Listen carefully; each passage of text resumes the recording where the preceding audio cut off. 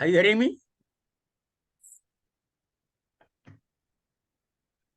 So, Nivedita, in the MO Military Operations Directorate, I had a case going on about the AeroP flight. Now, what the AeroP flight is, comprises 5 helicopters. The unit belongs to the Air Force, but the man who's the pilot is an artillery officer who can bring down gunfire. So it's air observation post. Because in those days, according to the Air Force views, anybody who can jump more than 10 feet high must belong to the Air Force because you're flying. According to the Army view, if it's our man who's flying the aircraft to bring artillery fire, then he must control the aircraft.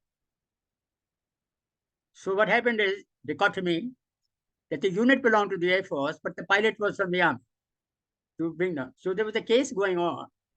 And I told you about the JPC committee where I had 2 very interesting gentlemen with me. One was Air Vice Marshal Mehra, Poly Mehra we used to call him. There are 2 Mehras. One was very senior, this is slightly less senior. So Poly Mehra from the Air Force was Air Vice Marshal, equivalent to a Major General. And from the Navy, we had Gulu Hiranandani. He was a Rear Admiral at that time. I am talking of 1982, 83. Yes, 1982, 83. And we became very good friends. Now, I found that in the JPC, when we're talking about command and control of anything, like the AeroP flight, Hiranandani was on my side, but Poly Mehra was antagonistic. He said, no, Air Force is the Air Force, and it's a flying machine. Therefore, it must belong to the Air Force, period. And the Air Force chief was a chap called Air Chief Marshal Dilbagh Singh, who was a very fine Air Force chief, but at the same time, he fully wanted, he had said that this must remain with the Air Force, the AeroP flight, because the Army cannot be trusted for the maintenance and flying of flying machines. So why should the Army have what is known as a aerial vehicle, which should belong to the Air Force? And since the Army wants its own pilots to fly, they can fly, we'll train them and all that, and they can fly our machines, but the maintenance and the organization and the control of this AeroP flight will remain with the Air Force. Now, the Army didn't like this because in battle, when you got a target, you want something on that target. You can't have asking somebody else, look, I want your permission to fly the aircraft. So we put up a case and it went up to our chief, Vedya, and I attended a Chiefs of Staff committee between the 3 chiefs, where I, as the representative of the MO, and of course, Poly Mehra, representative of the JC, and Hiranandani were all present. And we heard the discussion. And the Air Chief said, this unit will remain Air Force and will change over my dead body. So when I came out from the meeting, General Veja told me that, look, Wayne, I think that's the end of it because the chief is very much, Air Chief is against it. I said, sir, he said, over my dead body, so let's have the dead body. Because if something has to be done, it has to be done. Now, I had a lot of talks with the Navy because the Navy has got a flying arm. And I know many of those officers, very high quality officers, and 2 of them were vice admirals in the rear admirals first and vice admirals in the Navy headquarters in Delhi.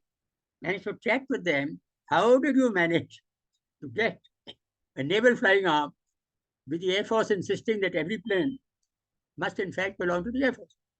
They said, oh, we had a big struggle and a big fight. It took many years. But after we saw that both Britain and US and everybody has a separate flying arm of the Navy, we managed to get a case. So they told me how many hints as to how to put the case up, because when you put up a case to government, it has to be very logically answered with both points of view, and then finally try and claim your right to exercise your point of view and hope that the government agrees with you. Until the government gives the order, no changes can take place. Anyway, I did that case. I even met the defense secretary and, The Joint Secretary of Defense, Mr. Nambia, was a friend of mine. Come on, get this through. But with the resistance of the Air Chief, this was not possible. Now, coming back to the Golden Temple, what happened was that as time went on, a few revolts started, which we had expected. The first started off in the Sikh Regimental Center in Bihar, the Sikh Regimental Center where recruits are trained for the various units of the Sikh regiment. They a place called Danapur in Bihar, and the regimental center was there. There, because of the Namdhari Sikhs, the ones who had promised to uphold the religion, and those granthis were training, telling the recruits that this is wrong, and you have to do something about it, etc. So these people, they rose up in revolt. They're full of recruits. You see. They got a few senior havaldars and others on their side. They broke open the coat which contains the weapons. They took those rifles and things. And the brigadier who's in charge, who's an infantry brigadier from the Sikh regiment, but he was a Hindu. And he came and tried to explain to them this is not the right way to go. They shot him dead, right? And they took over the center. And then they said, we will go to the aid or support of the Golden Temple to wrest it back from the military forces which had occupied it. See? So they got into 2-3 civilian trucks after killing the drivers and started driving from Bihar towards Punjab, right? That is one set. There must have been a few hundreds of them. The next thing, there was a Sikh battalion in Firozpur which revolted because again the Granthis told them to, and their officers couldn't control them. So they had a sort of a Jattha. Jattha is a loud mob of military men advancing on foot from Firozpur to Amritsar to fight and take it back. Now, the actual situation in the Golden Temple was once Bhindranwale had been killed, and so had Shah Beg Singh. They carried out the funerals, etc., and done that, and it was handed over back to the Granthis to run the show. But since the Akal Takht was in a poor mess because large portions of it had been destroyed, the military said, we'll rebuild it. So they started trying to rebuild the Akal Takht. The Golden Temple was fine. So initially the Granthis had all run away from it. So the first 2-3 days, army Granthis were running the prayers because in the Golden Temple every day the prayers have to be run. And they are projected on the All India Radio also, so that Sikhs all over the world can hear it. And therefore those prayers had to continue. So army Granthis were running it. But some of the senior members of the Shiromani Gurdwara Prabandhak Committee, SGPC, which controls all affairs of Sikh, they said, this is not acceptable. It has to be run by people appointed by us. So we said, then please appoint. So they appointed a man after 2-3 days, Granthi, and he was running. He was the actual Granthi of the Golden Temple. He started the prayers. And people started coming and all that. As far as the Golden Temple, as far as the Akal Takht was concerned, these SGPC said, nothing doing. We do not accept 2 outsiders coming and building this Akal Takht. If it has to be constructed, we will do it by Kar Seva. Kar Seva means that free labor will be provided by the Sikh communities of the Amritsar town and elsewhere. Come there and build. See? Produce the material to build it. So I must give it to them. They are very proud people, wanted to build it themselves. But first, revenge had to be taken. See? So they declared General Vaidya, who was the army chief, as a Tankha, the man who is responsible for having carried out this attack. And same with Indira Gandhi. So they wanted revenge. This is the result of that action. Now, in regard to these people coming from Danapur, that is from huge Jattha coming from Bihar towards the Golden Temple, we had to head them off. Now, when we wanted to head them off, I couldn't get any information because they came from Bihar into UP. Now, UP is a vast territory, and they did not select any of the main roads. They used to come by village roads. They to go from village to village, collect food, etc., whatever they wanted, support, weapons, equipment, everything on the threat of a gun, and they were advancing to go through Haryana and Delhi to Punjab, to the Golden Temple. So we were instructed that we have to head these guys off. We don't want a big conflagration in Punjab. And so we had some military troops to head them off, not to kill them, but to sort of prevent them from marching any further and to bring them to the law, because they had murdered the brigadier and some other officers. And so they had to be answerable for that. But I didn't have any means of finding out where they are.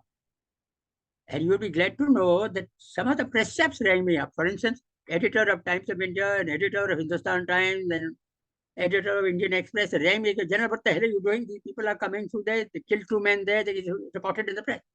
I said, how do you know all this? He said, we've got our reporters there. I said, then be kind enough to tell me where the hell they are. I don't know where they are. You see?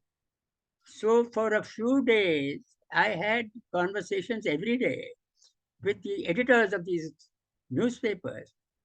And I was surprised to see how concerned they were about the situation. Because a situation like that can go anywhere. See? So they backed us fully. I said, please don't report any of this in the press. They said, no, we won't do that.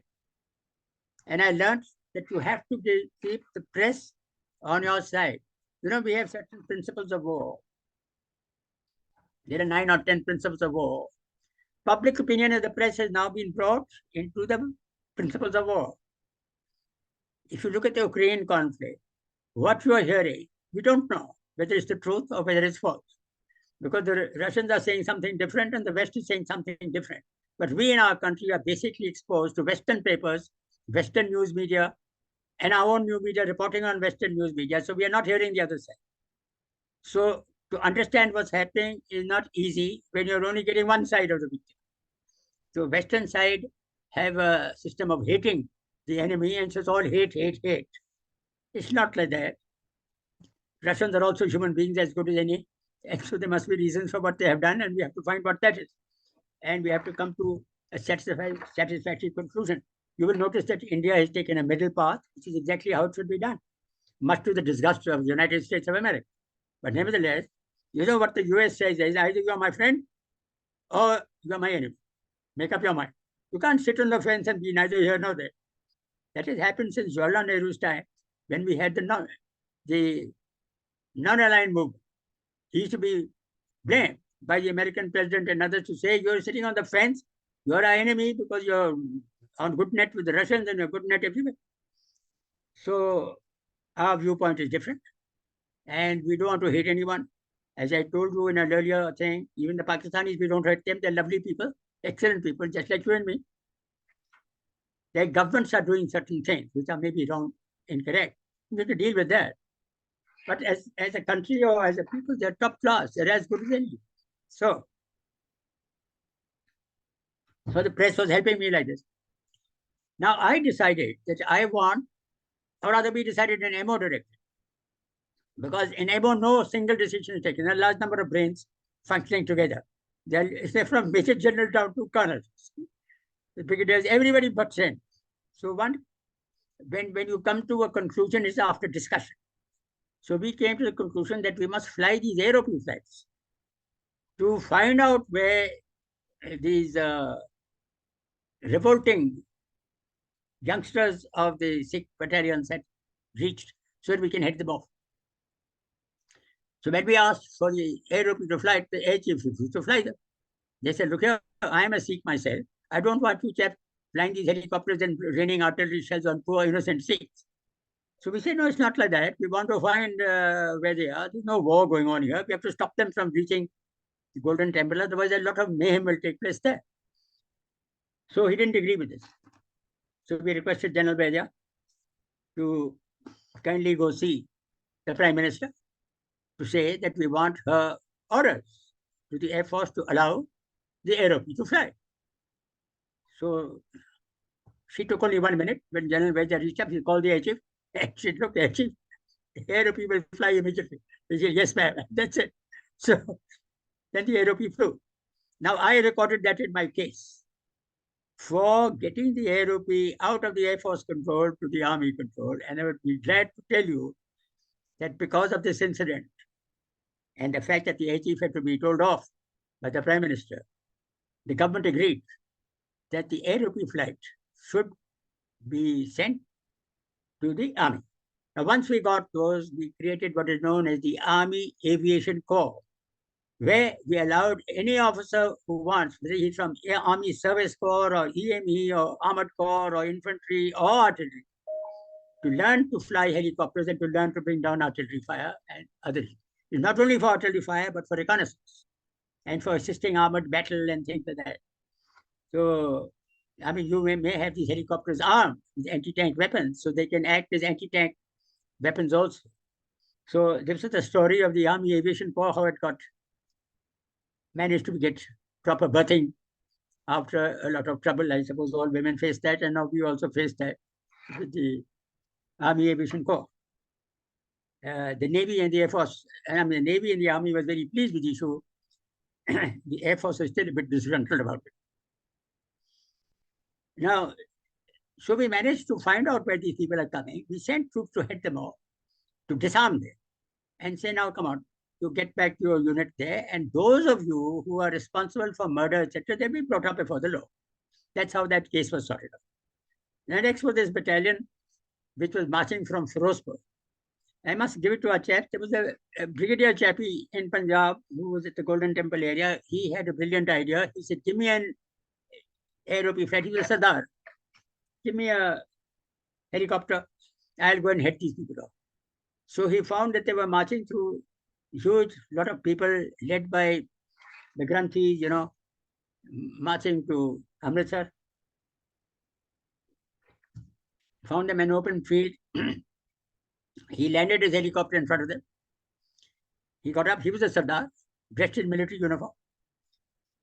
And he went, he said, look, who are your leaders? So 2 or 3 chaps came forward, mostly civilian Granthis, and one military man who's a Granthi. They came forward. He said, look, you say that the Golden Temple is destroyed according to information. They said, yes, we have to go and sort that out. He said, you get into my helicopter, I'll fly you over the Golden Temple and show you that there's nothing wrong with the Golden Temple. So after much discussion, they agreed. For discussion, they go back to the crowd and ask the crowd if they have sanction to go see the Golden Temple in a helicopter led by this army brigadier. So the crowd agreed. You go ahead, switch out, you chaps settle down here. We'll just be back in an hour and a half. Flew them over the Golden Temple. Now he's a clever chap. He flew over the Akal Takht to show them the Golden Temple. Circuited round, flew over the Akal Takht to show the Golden Temple from the side. He never showed them the Akal Takht, which was destroyed.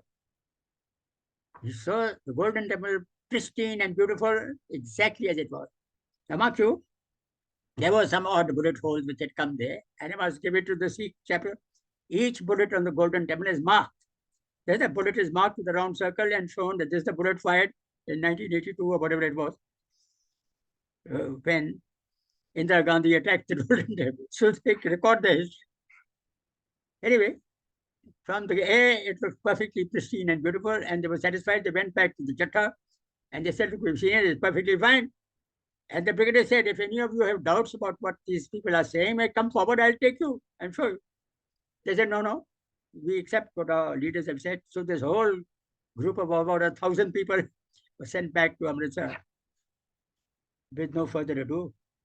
Now, as far as that battalion was concerned, we had to disband that battalion. But we sent all the troops to different units, and only those 2 or 3 chaps who were the instigators, they were caught. And that is the way that ended. Now, go further on this case. In 1984, you know, what led to Indira Gandhi's assassination is 31st of October, 1984. She stepped out in the morning from her house and she was coming to her office.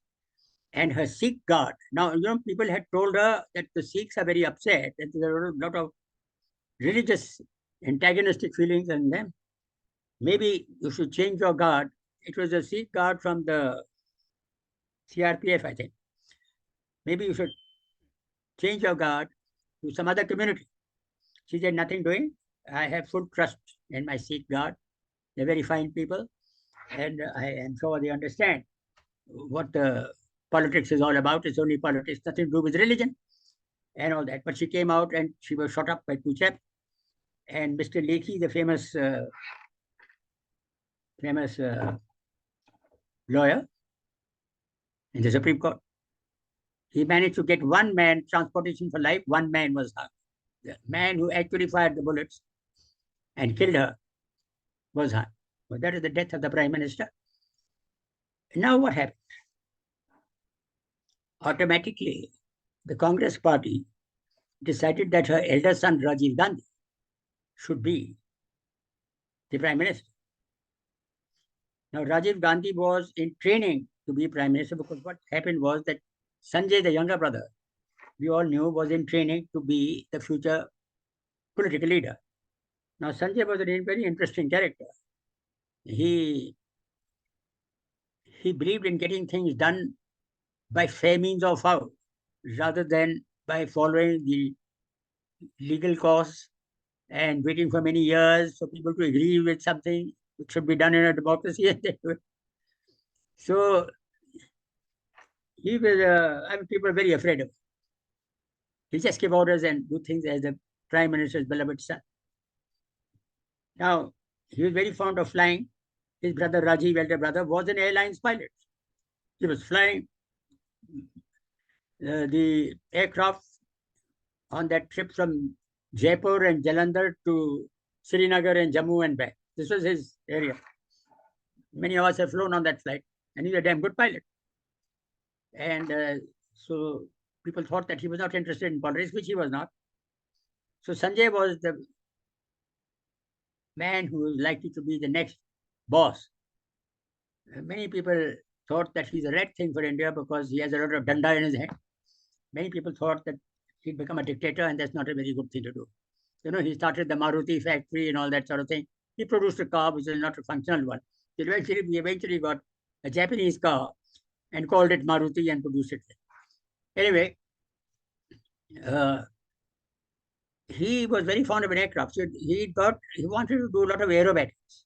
So in the Delhi Flying Club, which is where the race course in Delhi is, there's a flying club over there, which has been stopped now because the security of the Prime Minister. Otherwise, we used to have airplanes flying from there. That was the airport of Delhi before Palam came up. So there, he had this plane, and he went up, and the instructor told him that it's a very good plane, very fast plane. For doing aerobatics, you must go above 6,000 feet height before you try anything. But Sanjay, being a very bold guy, how did he reach 2,000 feet? He started doing the aerobatics. And when you're doing aerobatics, there's a lot of stress and strain on the various things of the aircraft. Whatever happened, there are a lot of stories about this. I won't go into the speculation of how it happened. But the fact was that the airplane went out of control and crashed to the ground in a whole heap of smithereens. And that was the end of Sanjay Gandhi and his future prospects as a political leader. So Rajiv Gandhi was the only guy left, so Indira Gandhi started training him to take a job after her. This is the great Gandhi family must have, like the emperors, son must take over from the parents. So he was under training. And when Indira Gandhi died, so automatically the Congress party's, the Congress president and the working committee decided that Rajiv should be the Prime Minister. And that was it. But this was on the 31st of October. Now, as luck would have it, my orders to promote to Lieutenant General and take over one corps came just a day before that, about the 27th of October.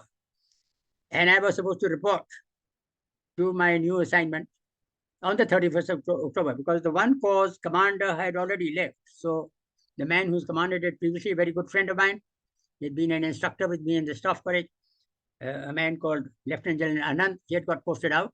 The corps was without a leader for about 10, 15 days, and there was an urgency to occupy that command position, especially since political things were getting a bit hot in India, as they're always getting hot.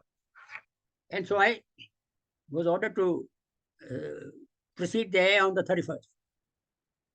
So Samara, who was the head of the MO Directorate, he rang me up in the morning. He said, before you leave, you please come to MO Directorate.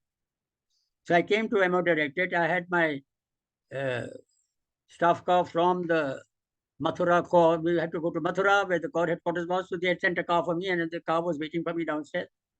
And I went up, and Samana said, hang on a bit, something terrible has happened. So I said, what's happened? The Prime Minister has been shot dead.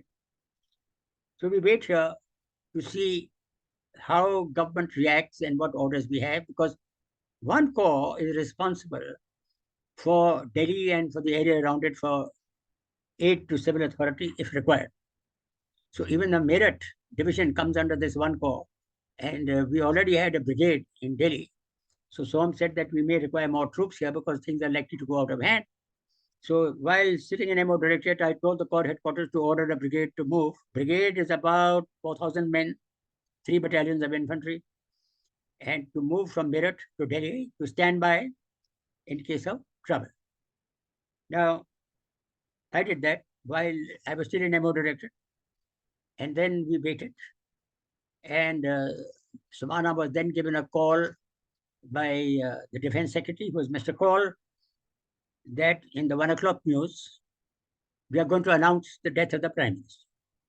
When we announced the death of the Prime Minister, that she's been assassinated by Sikh guards, we expect a lot of trouble to start off all over the place.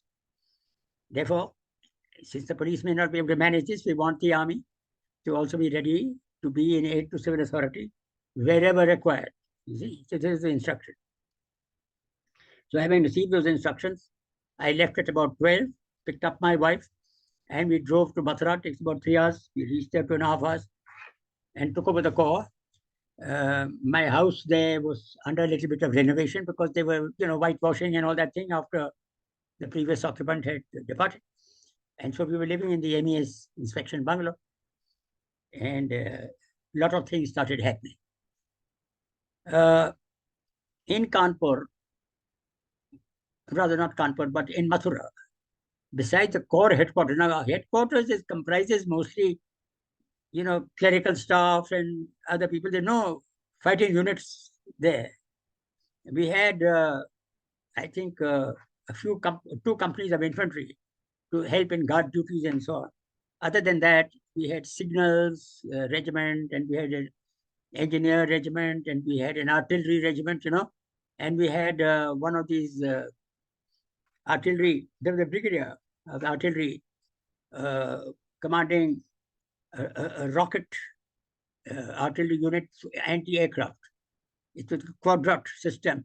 It is the precursor to the one that we are buying now from Russia. You see, it's a missile system which goes up in his aircraft. Very good one. So he was a little distance away, about 15 miles, 20 kilometers or 25 kilometers away in his establishment. Barring that, there were no other troops in Mathura except the signal regiment and our headquarters, clerical staff, and so on. Now, what happened here, within a day of my arrival, my chief of staff, my number 2, was a person called Major General Rodrigues, who was from the artillery. And he's an old friend. I mean, I knew him from before. He's the same man who briefed me during the 1971 war with Tapi Rena, who was then the corps commander of 2 corps when they came. I have told you all this. In the 71 war, I was in the armor division, the Colonel GS, and Rodrigues was a lieutenant colonel in charge of operations in 2 corps headquarters, which had come back from the east, from Bangladesh, to a place called Kotkapura in the west. And there was the Indira Gandhi double canal, and armor division was in Malaut Buxar area on the western side, and these guys were on the eastern side. And they couldn't talk. The Deputy Rana, the command, the GOC of the corps, wanted to talk to General Gurbachan Singh Butch, who was my GOC, but he wouldn't talk. He said, I am an army headquarters reserve. You can talk to the army chief. Then I will talk to you if he orders me. So General Rain, I couldn't get hold of him. But General Bush had gone on a tour somewhere, so I was alone in the headquarters. So I got the instruction from Roderick that could you please come to the Corps headquarters? The Corps commander wants to talk to you. So I went there. Same Roderick, who was in the briefing room with the Corps commander when I explained how to handle the armored division, not the way that the Corps commander wanted, but the way we thought it should be done. I also came to the conclusion, and I repeat, that a defensive Corps commander and army commander is only worried about defense, whereas an armored division is an attacking force. Therefore, unless you have the mental attitude of attack, you're not the right person to be the boss of the armored division. And I did suggest later in life to the army chief to have a army commander who's only meant for attack and not for defense. You see, then you have an offensive spirit. Anyway, this same Rodriguez was my chief of staff in Mathura, my number 2, and he rang me up about a very interesting story. You see, there's a Sardar in the middle of Mathura town running a sweet shop. When Indira Gandhi got assassinated the previous day, he stood out on the street giving free sweets, mostly laddus, to all the passers-by. So some other passers-by, Hindus and all, asked him, why are you giving us free sweets? He said, that idiot woman has been shot dead. Now there shall be friendship between the Sikhs and the Hindus. So they caught hold of him and they murdered him on the spot. They burnt his shop and they went after all the Sikhs in town. So all the Sikhs in town ran to the army cantonment, which is in next door to the bazaar. And the first unit they came to was my signal regiment, commanded by a lieutenant colonel. And there must be about 700 or 800 of Sardarjis who came running there with their families, ki sevas. So Roderick rang me up on the second day of my arrival, said, General, this is what's happened, what do we do? I said, tell him to give security to all the Sikhs. They've come for security, give them the security. So they brought into the signals line and told, relax, some tea and biscuits to eat. Said, relax. Meanwhile, a huge offensive crowd from the town came down the road to about 400 or 500 yards of the Sikh unit, of the signal regiment, to say, you hand over the chaps to us, the Sikhs. Otherwise, we'll do to you what we are going to do to them. A huge crowd. So again, I was asked, what do we do? I said, tell the signal regiment to prepare for defense and carry out the drill. Now, the drill for the military is, we don't want to get mixed up with crowds. What we do, it is from the British days. What we do, we're not like the police who can mix with the crowds and do, a lathi charge or a danda charge. We keep our distance. But our firing range that we keep a point blank range with a rifle, about 400 or 500 yards. You put a white tape on the road at the distance of 400 yards, and troops are put into firing positions near the defended area, that is our gate. And then with a loudspeaker, you tell the crowd that anybody who steps across this line will be shot. Now in the military, we don't shoot in the air. We are supposed to shoot to injure the man. That means you shoot below the hips. You don't, because above the hips is a very dangerous area of the human body. It's the heart and lungs and spleen and liver. And if you penetrate that, the man likely to die. But if you keep below the hips, yes, he'll break a leg or two or maybe spoil his marriage prospects. But the fact is that he does not going to die. So we aim low, and loudspeaker is informed that you advance anymore, we'll shoot. So that was done. So these chaps halted there because they have respect for the army and they know that when we say something, we do it. Second thing is, on a crowd, I must inform you, I'll call it a mob, because the crowd is mob may be armed, see, violent, armed with all sorts of implements. Some of them have got guns also. What they do is that people from the back, for the agitators, they keep at the back. so that they don't get shot. They are pushing the people and shouting and screaming from the back. So you send a patrol on the right and on the left on the buildings. You get on top of the roofs, and you are ready with your guns to pick out the people who are agitating the crowd from the rear. And if the order is given to shoot, you shoot that guy below the hips, right? So that the agitation stops. Secondly, that the crowd wants to run back when there's a threat of the military there. When they try and run back, they can't because the guys at the back are not moving. So the roads are blocked. So we require police assistance for all this. So I said to Roderick, I said, look here, where is the police? He says, sir, ever since this agitation started a few hours ago in Mathura town, the police is conspicuous by its absence. So I said, that's not good.